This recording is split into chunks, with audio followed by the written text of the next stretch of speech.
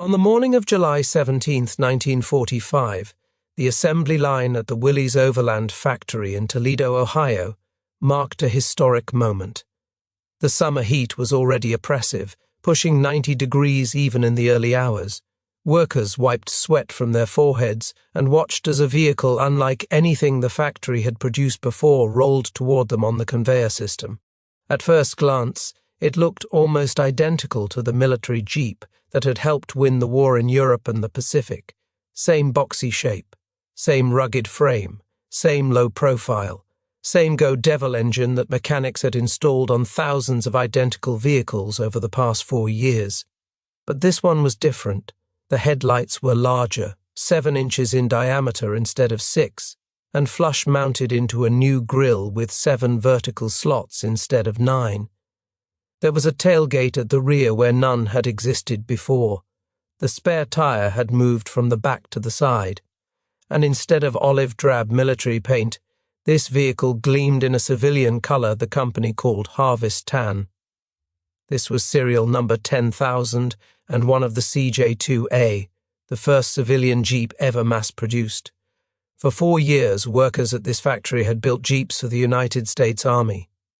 They had watched roughly 40 Jeeps per hour roll off this line, destined for battlefields across Europe, Africa, and the Pacific. They had read in the newspapers about how soldiers loved these vehicles, how they had earned nicknames and inspired poems and songs.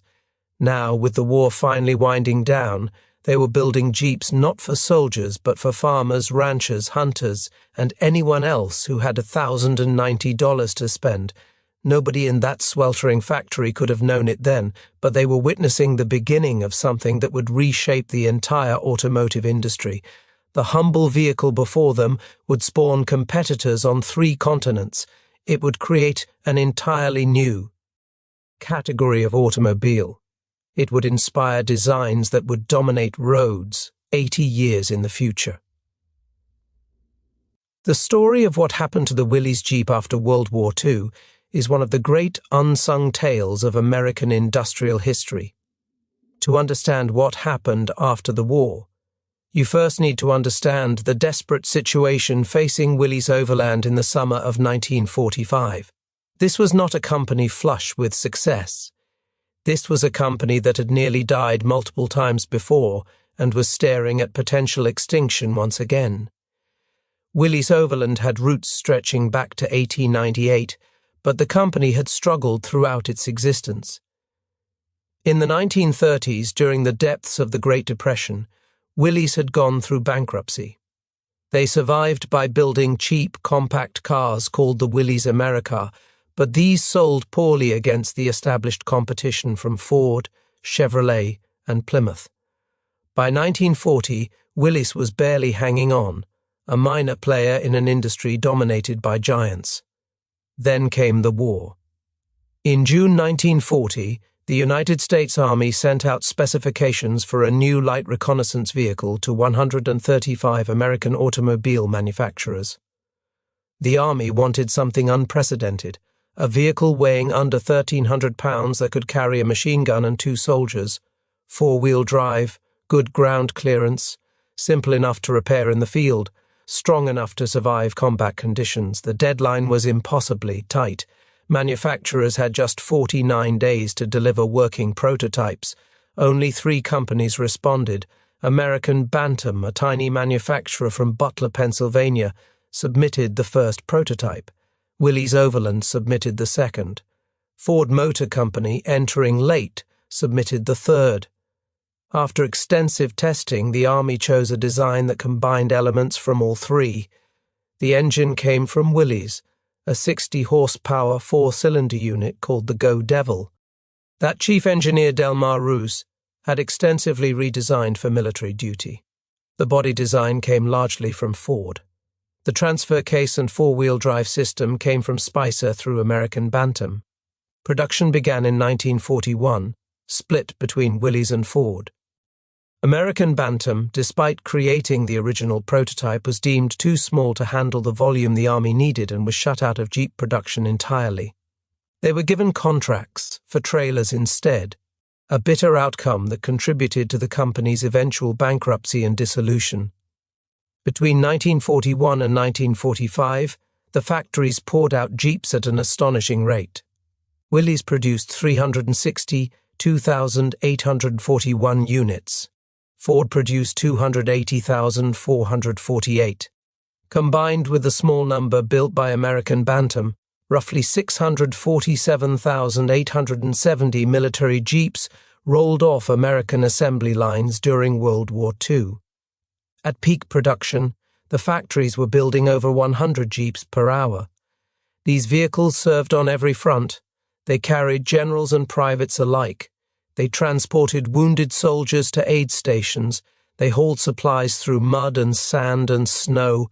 They mounted machine guns and became improvised fighting vehicles. General Dwight Eisenhower called the Jeep one of the 5 pieces of equipment most vital to success in Africa and Europe. General George Marshall called it America's greatest contribution to modern warfare. But here is the critical point that determined everything that followed. When Japan surrendered on September 2, 1945, the government contracts ended. Overnight, Willys Overland went from building essential war materiel with guaranteed buyers to building vehicles nobody had ordered. The company had invested millions in expanding production capacity. They had thousands of workers on payroll. They had factories tooled, specifically for Jeep production. And suddenly, they had no customers. Worse, they had no alternative products ready. The big 3 automakers, General Motors, Ford, and Chrysler, had spent the war planning their post-war model lines. They were preparing to flood the market with new passenger cars. American consumers, starved for automobiles during 4 years of rationing, were desperate to buy.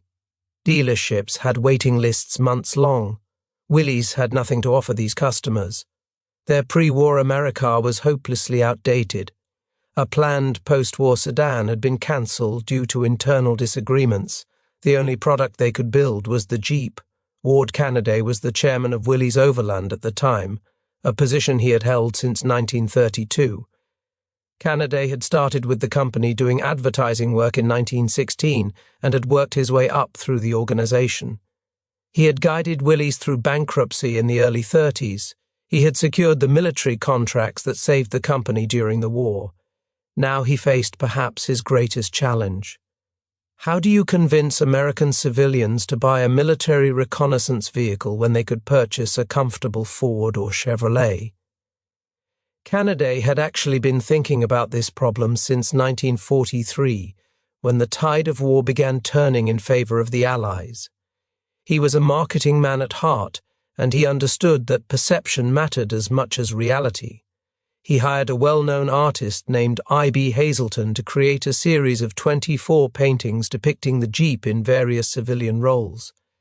These paintings showed the Jeep plowing snow in Vermont, fighting fires in California, hauling crops in Iowa, powering sawmills in Oregon, the Jeep as snowplow, the Jeep as fire truck, the Jeep as farm tractor, the Jeep as construction equipment, the Jeep as delivery vehicle, the Jeep as ambulance. These paintings ran as advertisements in Life magazine, the Saturday Evening Post, and other major publications throughout 1943 and 1944. They planted a seed in the American consciousness. The Jeep was not just a war machine, it was a versatile tool that could serve 1,000 peacetime purposes.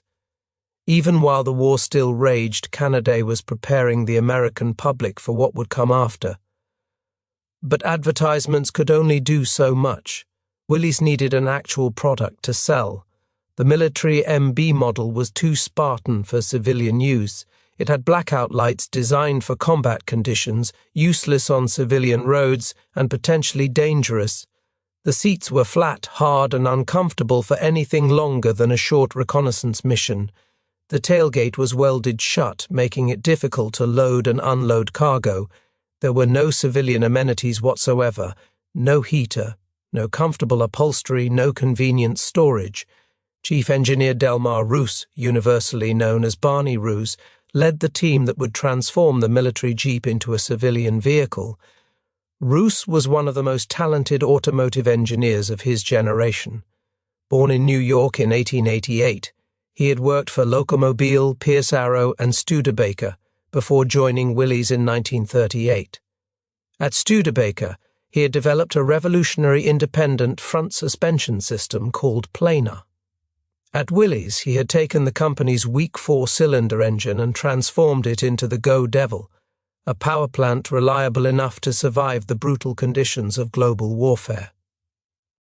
Roos approached the civilian Jeep project with characteristic thoroughness. He and his team analyzed every component of the military vehicle, identifying what needed to change for peacetime use.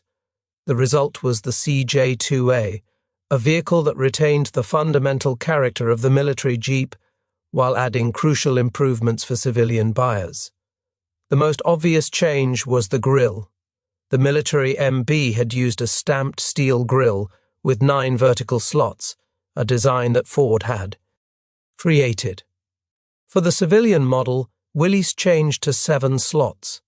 This was partly to distinguish the civilian product from surplus military Jeeps that were already flooding the market at bargain prices.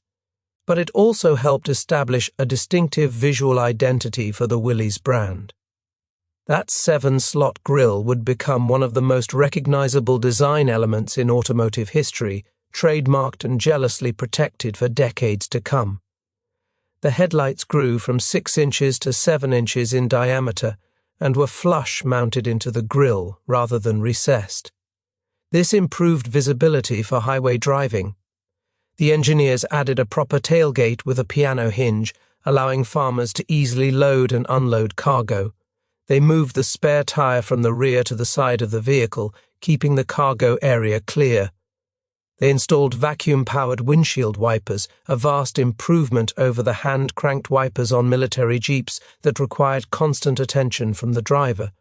They upgraded the transmission from the T84 to the stronger T93 speed unit, better suited to sustain civilian use. Perhaps most importantly, they offered the CJ2A, with an incredible array of optional equipment designed to transform the basic vehicle into a multi-purpose work machine. You could order a power takeoff unit, abbreviated PTO, that connected to the engine and provided rotational power for operating farm equipment. You could get a hydraulic lift to attach implements to the rear. You could order a capstan winch, a belt pulley drive, a governor for steady speed operation while powering machinery. Willys offered snowplows, mowers, welding generators, post-hole diggers, crop sprayers, and dozens of other attachments. The marketing department created the slogan Universal Jeep and described it as 4 vehicles in one. Now it is a truck. Now it is a tractor. Now it is a runabout. Now it is a mobile power unit. They targeted their advertising directly at American farmers, of whom there were approximately 5.5 million. More than 4 million of these farmers owned neither a truck nor a tractor. Willys saw an enormous untapped market. The official brochures claimed the CJ2A could do the job of 2 heavy draft horses, operating at 4 miles per hour, 10 hours a day, without overheating the engine. It could plow fields, it could mow hay, it could power irrigation pumps, it could haul produce to market, all for a base price of $1,090, significantly less than a dedicated farm tractor. Production began on July 17, 1945. For the first several weeks, the assembly line produced both military MB models and civilian CJ2A models simultaneously, working through the last military contracts while ramping up civilian production. The final military Jeep rolled off the line on September 29, 1945, ending an era. From that point forward, every Jeep that left Toledo was destined for civilian hands. The initial sales numbers were modest. Only 1,824 CJ2A units were built before the 1945 model year ended in October. But this was actually encouraging for Willys. They were learning to build civilian vehicles, establishing dealer networks, and generating positive word of mouth. The real test would come in 1946. Here is where the story took an unexpected turn. Willys had designed the CJ2A primarily as a farm vehicle. They expected sales to farmers, ranchers, and industrial users. They did not anticipate the wave of demand from an entirely different source, returning veterans. Millions of American men had driven Jeeps during the war. They had experienced the vehicle's capabilities firsthand. They had driven through mud that would stop a conventional car. They had climbed hills that seemed impossible. They had forded streams and crossed beaches and navigated terrain that no civilian vehicle of the era could handle. These men returned home with a deep appreciation for what the Jeep could do, and many of them wanted one of their own. At the same time, hundreds of thousands of surplus military Jeeps were being sold by the government at fire sale prices. Veterans with modest budgets snapped these up. Some used them for farming, others used them for hunting and fishing trips. Still others simply enjoyed the capability and the connection to their military service. The surplus Jeeps created a problem for Willys because they competed directly with the new CJ2A, but they also created an opportunity by expanding the market and building brand awareness. By 1949, when CJ2A production ended, Willys had sold 214,760 units. This was not Ford or Chevrolet numbers. The big three were selling millions of vehicles per year. But for a struggling independent automaker with limited resources and a narrow product line, these sales represented survival. The Jeep had found its market, not just among farmers as Willys had hoped, but among hunters, ranchers, construction workers, surveyors, oil field workers, timber companies, utility workers, and anyone else who needed to go where conventional vehicles could not. But the true impact of the Willys Jeep extended far beyond American borders. The post-war years saw the Jeep spread across the globe in ways that nobody at Willys had anticipated. This global expansion did not happen through careful marketing strategy. It happened through military surplus. When World War II ended, the United States found itself with hundreds of thousands of Jeeps scattered across every theater of the war: Europe, North Africa, the Middle East, India, China, Southeast Asia, the Pacific Islands. These vehicles represented a massive logistical challenge. Shipping them back to America would cost more than they were worth. Selling them locally or simply abandoning them was far easier. And so, the surplus sales began. In Europe, surplus Jeeps went to farmers rebuilding their shattered lands. In the Middle East, they went to oil companies exploring the desert. In Southeast Asia, they went to colonial administrators and local businesses. Everywhere the American military had fought, Jeeps remained behind when the soldiers went home. This accidental global distribution planted seeds that would grow into entirely new automotive industries. Consider what happened in the Philippines. American forces had liberated the islands from Japanese occupation in 1944 and 1945. The fighting had devastated Philippine infrastructure. Roads were cratered, bridges were destroyed. The pre-war transportation system, mix of buses, trains, and horse-drawn vehicles, was largely non-functional. When American forces withdrew after independence in 1946, they left behind hundreds of surplus Willys MB and Ford GPW Jeeps. The Filipino people desperately needed transportation. Workers had to get to jobs. Farmers had to get produce to markets. Families had to move around cities that had lost their bus fleets. Enterprising mechanics in Manila began modifying the surplus Jeeps almost immediately. They extended the chassis using whatever steel they could find, often salvaged from warships and aircraft. They added metal roofs for shade during the tropical heat and protection during the monsoon rains. They installed longitudinal benches along the sides so passengers could sit facing each other. They added steps at the rear for easy boarding and exiting. These modified vehicles could carry 8 to 12 passengers instead of the original 3. They became public transportation, operating on fixed routes for small fares. People began calling them Jeepneys, a combination of Jeep and Jitney, the old American term for a small bus or shared taxi. Within a few years, jeepneys had become the dominant form of public transportation in Manila and other Philippine cities. But the Filipino mechanics did not stop at mere functionality. They transformed the utilitarian Jeep into works of art. They painted them in vibrant colors, red and blue and yellow and green. They added chrome ornaments, hood decorations in the shape of horses, chrome-plated bumpers and mirrors and trim. They decorated them with religious imagery, the Virgin Mary, the Sacred Heart, the Santo Niño. They added pop culture references, portraits of movie stars, American flags, sports team logos. Each jeepney became a unique expression of its owner's personality and beliefs. Entire families entered the business of building, operating and maintaining jeepneys. Companies like Sarao Motors, founded in 1953 by Leonardo Sarao, emerged as manufacturers. Sarao started by modifying surplus Jeeps, but eventually began building jeepneys from scratch, using Japanese surplus engines, locally fabricated steel bodies, and components sourced from wherever he could find them. The company grew to employ hundreds of workers and produced thousands of vehicles over the following decades. The original surplus Willys Jeeps eventually wore out and were replaced, but the design DNA lived on. Modern jeepneys use Isuzu diesel engines, truck chassis from various manufacturers, and stainless steel bodies built in Philippine factories. But they retain the basic configuration that those first mechanics created in the late 1940s. 2 parallel benches, rear entry, colorful decoration. The jeepney has become a cultural icon of the Philippines, appearing on tourism posters and in countless photographs.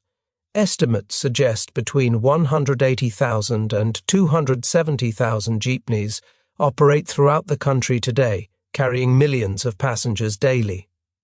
Across the world in Wales, another surplus Willys Jeep was about to inspire something equally transformative. Maurice Wilks was the chief engineer at the Rover Car Company, a British manufacturer of upscale automobiles. After the war, he purchased a surplus Willys Jeep to use on his farm near Newborough, on the island of Anglesey in northwest Wales. Wilks loved the little vehicle. It could traverse the muddy fields of his farm without getting stuck. It could climb hills that would defeat any conventional car. It could tow equipment and carry supplies. It was useful in ways that nothing else in his garage could match. But there was a problem. The Jeep was wearing out, and parts were nearly impossible to find. Britain in the late 1940s was still under rationing. Resources were scarce. New Willys Jeeps were not being exported to Britain. When something on his Jeep broke, Wilks had difficulty finding replacements. In the spring of 1947, around Easter, Wilks was walking along the beach at Red Wharf Bay, a beautiful stretch of sand on the east coast of Anglesey, with his brother Spencer. Spencer was the managing director of Rover, essentially the company's chief executive. Maurice mentioned his frustration with the Jeep. He loved its capability but could not keep it running properly. Then he said something that would change automotive history. If Rover could not build a better vehicle than the Jeep, he declared, they should not be in business. Right there on the beach, Maurice Wilks began sketching in the wet sand. He drew the outline of a vehicle inspired by the Jeep, but designed for British manufacture and British needs. It would have four-wheel drive like the Jeep. It would be utilitarian and rugged like the Jeep, but it would use Rover components, built in Britain by British workers for British and Commonwealth customers. The brothers returned to the Rover factory at Solihull and began work immediately. Britain at the time desperately needed export earnings to pay off its massive war debt. Steel was rationed, but companies could obtain additional allocations if they promised to export a significant portion of their production. Spencer Wilks saw an opportunity. A rugged utility vehicle could sell well throughout the British Empire and Commonwealth. Farmers in Australia, planters in Malaya, administrators in Africa would all need such a vehicle. This could be exactly what Rover needed. Maurice Wilks and his team built their first prototype on the chassis of his own surplus Willys Jeep, using a Rover engine and gearbox. This hybrid vehicle, later nicknamed center steer because the steering wheel was mounted in the center of the vehicle like a tractor, proved the concept worked. The center steering position was chosen because it would allow the vehicle to be sold in both left-hand drive and right-hand drive markets without modification, but it proved impractical for several reasons, and subsequent prototypes moved to conventional steering. By the autumn of 1947, Rover had built a proper prototype using a chassis of their own design. Because steel was rationed, they built the body panels from Burma-Bright, an aluminum-magnesium alloy that was readily available from aircraft production surplus. This material proved lighter than steel and resistant to corrosion, both advantages for a vehicle intended for harsh conditions. The body panels were designed to be simple and flat, easy to manufacture with basic equipment. In September 1947, the Rover Board of Directors authorized production of 50 pre-production vehicles for evaluation purposes. These were tested extensively, including on Spencer Wilkes's estate on the island of Islay in Scotland, where rugged terrain provided an ideal proving ground. The testing revealed areas for improvement, which the engineering team addressed before the public launch. On April 30, 1948, the Land Rover made its debut at the Amsterdam Motor Show. The response exceeded all expectations. Orders flooded in from across Europe and the Commonwealth. Farmers wanted it. Colonial administrators wanted it. Military forces from multiple nations expressed interest. The simple, rugged vehicle that Maurice Wilks had sketched in the sand had struck a nerve. Within a few years, Land Rover production was outpacing traditional Rover car production by 2 to 1. The vehicle that had been intended as a stopgap measure to generate quick revenue became the company's primary product. Land Rovers were shipped to every corner of the world. They served in the British military. They worked on farms in Australia. They transported supplies through African jungles. They became the vehicle of choice for humanitarian organizations, mining companies, and exploration expeditions. The Land Rover would remain in production in various forms for nearly 7 decades. The original Series 1 evolved into the Series 2 and Series 3, then the 90 and 110, and finally the Defender that remained essentially unchanged from 1983 until production ended in January 2016. More than 2 million Series and Defender Land Rovers were built over that span. Today, Land Rover is a luxury brand owned by Tata Motors of India, producing vehicles like the Range Rover and Discovery that sell for tens of thousands of pounds. All of it traces back to a surplus Willys Jeep on a farm in Wales and a sketch in the sand at Red Wharf Bay. In India, a similar story was unfolding. Brothers Jagdish Chandra Mahindra and Kailash Chandra Mahindra had established Mahindra and Mahindra as a steel trading company in 1945. As India approached independence from Britain, the brothers recognized opportunities in the automobile industry. They looked at the Jeep and saw potential. In 1947, the same year Maurice Wilks sketched the Land Rover in the sand, the Mahindra brothers approached Willys Overland for a license to manufacture Jeeps in India.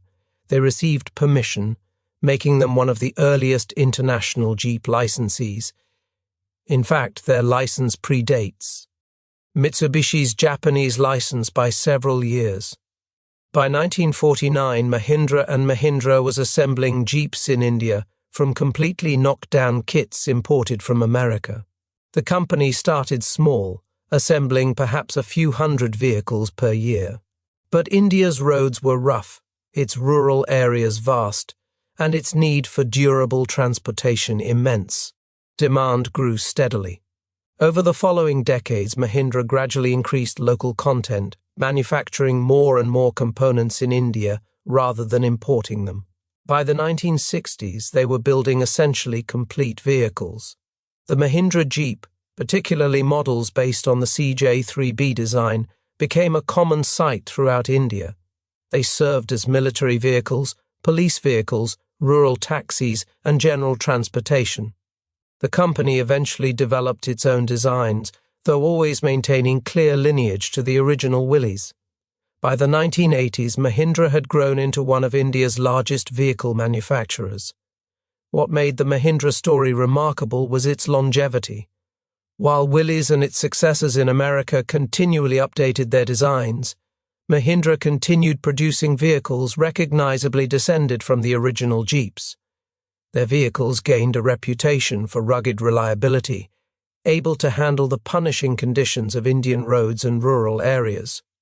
For European export, Mahindra fitted Peugeot diesel engines under a separate licensing agreement. For domestic sale, they used their own four-cylinder petrol engines based on the original Willys design. In 2018, Mahindra attempted to bring a vehicle called the Roxor to the American market. The Roxor was based on the Mahindra Thar, itself a direct descendant of the original Jeep design. It was sold as an off-road vehicle not intended for highway use. But when Americans saw the Roxor, many were stunned by how closely it resembled the original Willys Jeep. The 7-slot grille was absent, replaced by a different design to avoid trademark issues, but everything else was familiar. The boxy shape, the exposed hood latches, the basic proportions. Fiat Chrysler, which by then owned the Jeep brand, filed a lawsuit claiming the Roxor infringed on Jeep's trade dress. The legal battle highlighted a remarkable fact. Mahindra had been building essentially the same basic vehicle design for over 70 years, longer than any current automaker had owned the Jeep brand. In Japan, Mitsubishi Heavy Industries entered into a licensing agreement with Willys in 1953.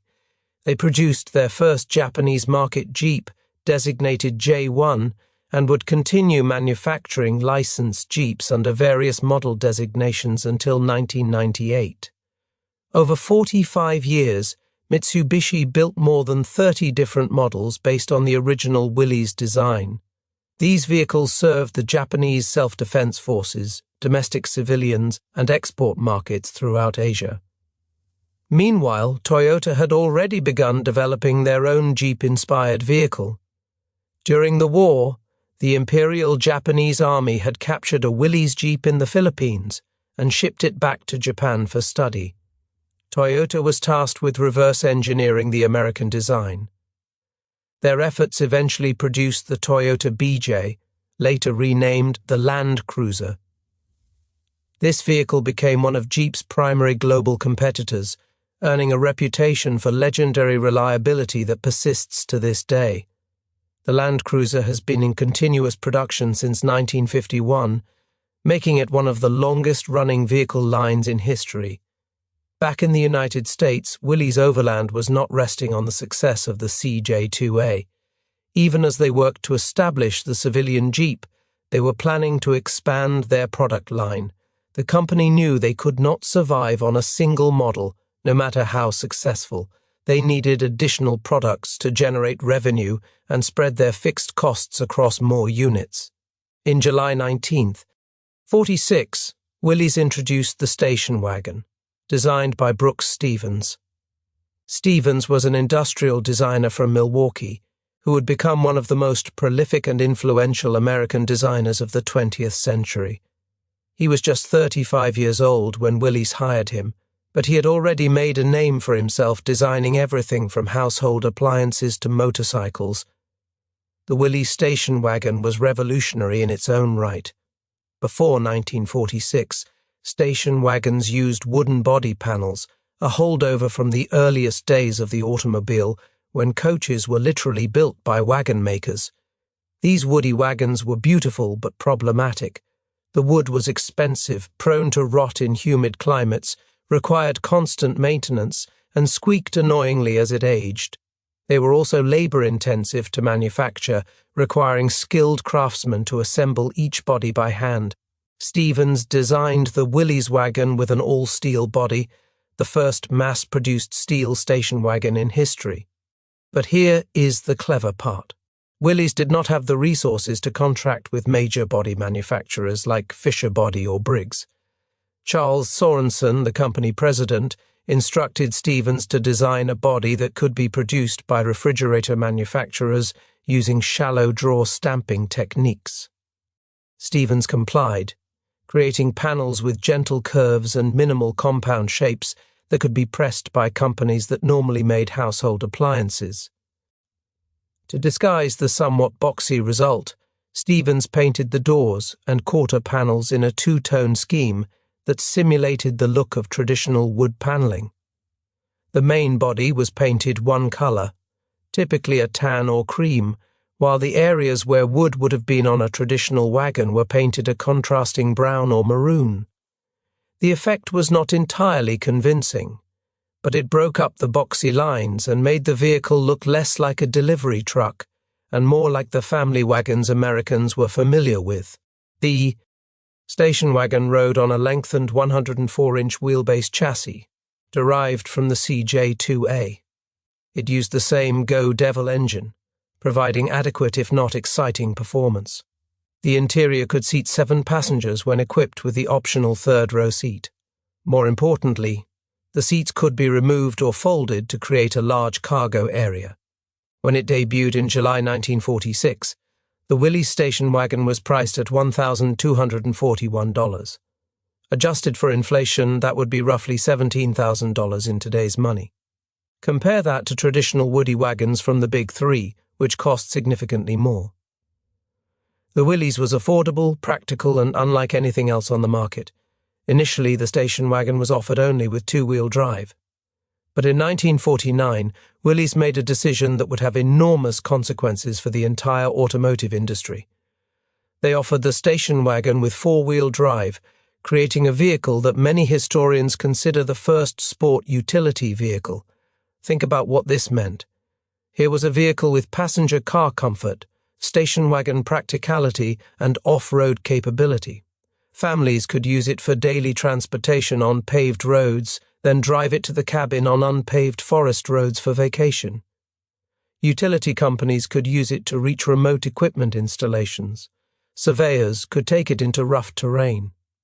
The combination of comfort and capability was unprecedented. The four-wheel drive station wagon, marketed as the utility wagon, found buyers among exactly those customers. It was not a mass-market success. Most American families in the late 40s and early 50s wanted traditional sedans with 5.8 engines and automatic transmissions, not utilitarian vehicles with 4-cylinder engines and stick shifts. But the utility wagon established a concept that would take decades to fully mature. The idea that average consumers might want four-wheel drive capability did not disappear. It simply lay dormant, waiting for the right moment to emerge. Willys also introduced the Jeep truck in 1947, giving customers a four-wheel drive pickup option years before Ford or Chevrolet offered anything similar. And in 1948, they released the Jeepster, another Brooks Stevens design. The Jeepster used the station wagon chassis and running gear but featured an open body with no fixed roof, a throwback to the Phaeton-style touring cars of an earlier era. Stevens intended it as an affordable sports car for young buyers. It was attractive and fun to drive, but ultimately impractical. Without four-wheel drive or real weather protection, it was neither a Jeep nor a proper sports car. Sales disappointed, and the Jeepster was discontinued in 1950. Through all of this, Willys faced the fundamental challenge that plagued every independent American automaker in the post-war era. They could not match the economies of scale enjoyed by General Motors, Ford, and Chrysler. The Big Three could spread development costs across millions of vehicles. They could negotiate better prices from suppliers. They could afford massive advertising campaigns and maintain larger dealer networks. Willys sold tens of thousands of vehicles. The Big Three sold millions. When Willys finally introduced a proper passenger car, the Aero Willys in 1952, automotive journalists praised it.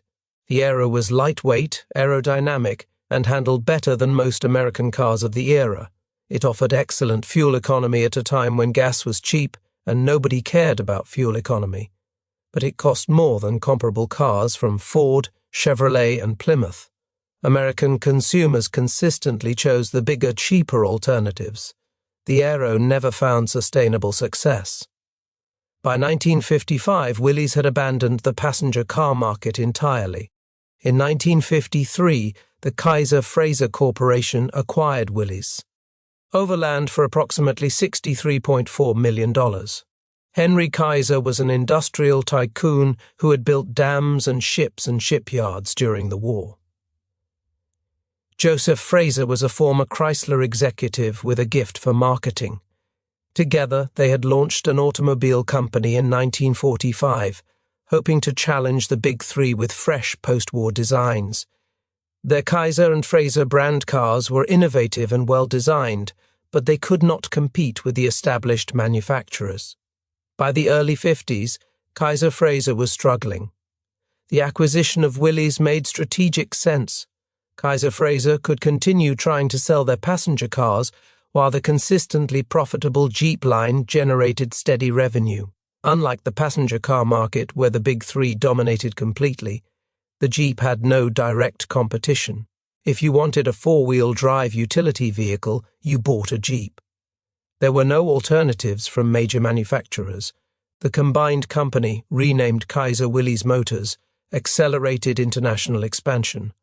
They established or expanded operations in Australia, Brazil, Argentina, Iran, and Egypt. The Brazilian operation, Willys Overland do Brasil, became particularly successful. They assembled Jeeps, station wagons, and eventually the Aero Willys for the South American market. When Ford Brazil acquired the operation in 1967, they continued building vehicles based on Willys designs into the 1970s. By 1955, Kaiser had exited the passenger car market entirely. The Kaiser and Frazer brand names were dropped. The company renamed itself Willys Motors and focused exclusively on Jeep products. The CJ series evolved through new models. The CJ5, introduced in 1954, was based on the military M38, a one that had served in the Korean War. It featured rounded fenders and a more modern appearance than the classic flat-fender Jeeps. The CJ6 offered a longer wheelbase for more cargo capacity. These vehicles would remain in production for decades. In 1963, Willys Motors became Kaiser Jeep Corporation. That same year, they introduced what many consider the most important Jeep since the original, the Wagoneer. Designed once again by Brooks Stevens, the Wagoneer was a complete departure from previous Jeep products. It was larger, more comfortable, and more powerful than anything the company had offered before.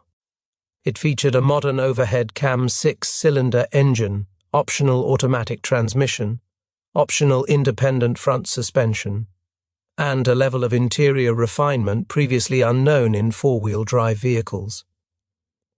The Wagoneer was marketed not as a utility vehicle but as a family automobile. It competed with traditional station wagons from the Big Three. It could carry families in comfort, it could tow boats and campers, and it could handle snowy roads and unpaved driveways that would defeat a conventional station wagon. The Wagoneer created a new market segment, the luxury sport utility vehicle. It remained in production until 1991, an astonishing 28-year production run on essentially the same platform, one of the longest such runs in American automotive history. American Motors Corporation acquired Kaiser Jeep in 1970.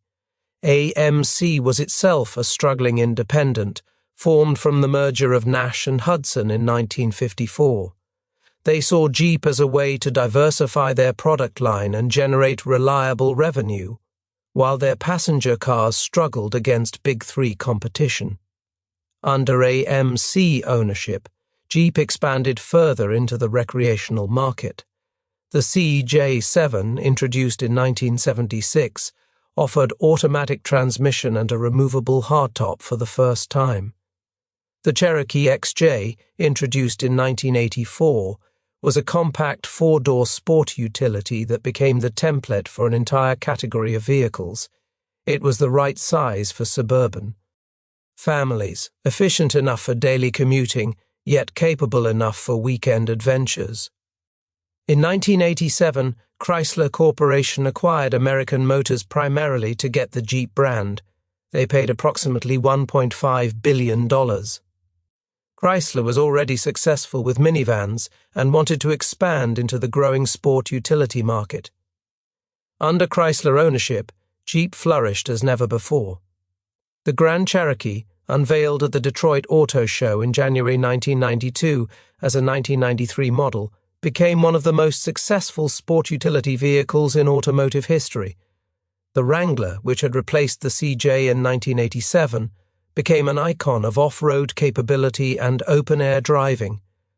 Through subsequent corporate changes, Chrysler's merger with Daimler in 1998, its separation in 2007, its bankruptcy in 2009, and its acquisition by Fiat, Jeep has remained the consistent profit center. Today, Jeep is owned by Stellantis, the multinational corporation formed from the merger of Fiat Chrysler and Peugeot SA. The brand sells vehicles on every inhabited continent. The 7-slot grille that Willys created to distinguish the CJ2A from surplus military Jeeps is trademarked and recognized worldwide. The Wrangler remains in production, still featuring solid axles and removable doors, direct design descendants of the original military vehicle. What began at the Willys Overland factory in Toledo on July 17, 1945, as a modest attempt to convert military production to civilian use became the foundation of an entire category of automobiles. The modern sport utility vehicle industry, worth hundreds of billions of dollars, traces its lineage directly to the Willys Jeep. Every Land Rover, every Toyota Land Cruiser, every Ford Bronco, every suburban family hauler and off-road adventure vehicle owes something to that original design. The cultural impact extends beyond transportation. Jeep became synonymous with freedom, adventure, capability, and American ingenuity. The vehicle appeared in countless films, television shows, and advertisements. It became a symbol of outdoor recreation culture. Off-roading emerged as a recreational activity, with trails like the Rubicon in California becoming pilgrimage destinations for Jeep enthusiasts. Aftermarket industries worth billions of dollars developed to modify, upgrade, and personalize Jeeps. The simple utility vehicle that rolled off the assembly line in Toledo in 1945 influenced everything from suburban commuting patterns to military logistics to recreational culture around the world. The basic design proved so fundamentally sound that versions of it remain in production 80 years later.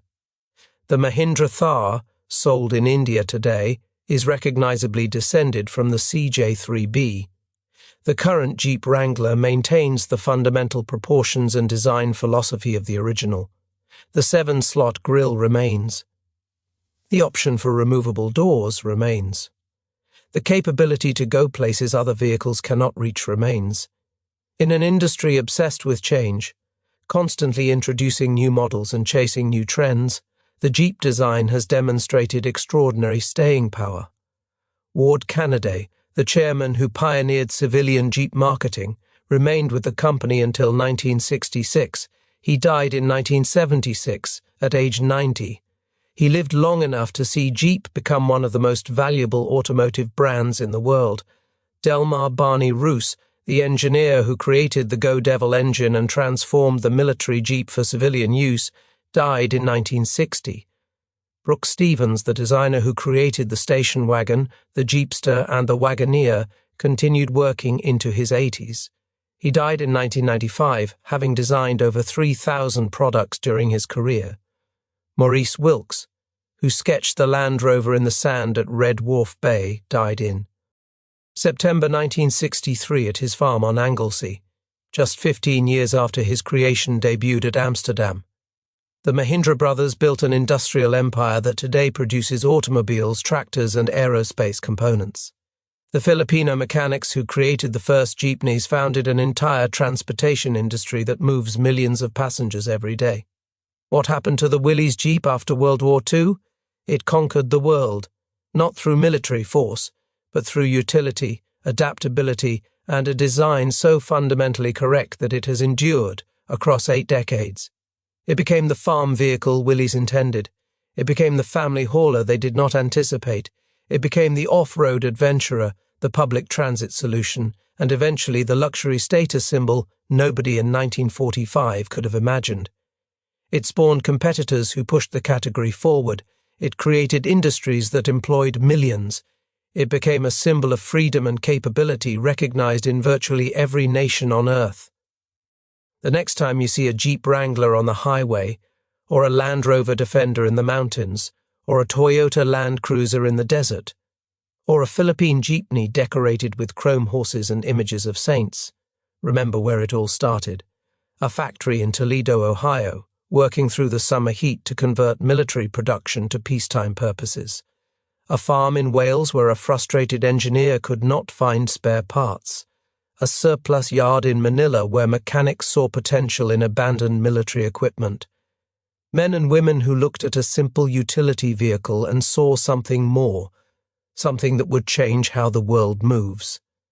If this story resonated with you, please take a moment to like this video and subscribe to our channel. We work hard to uncover these forgotten chapters of automotive and military history, and your support helps us continue this work.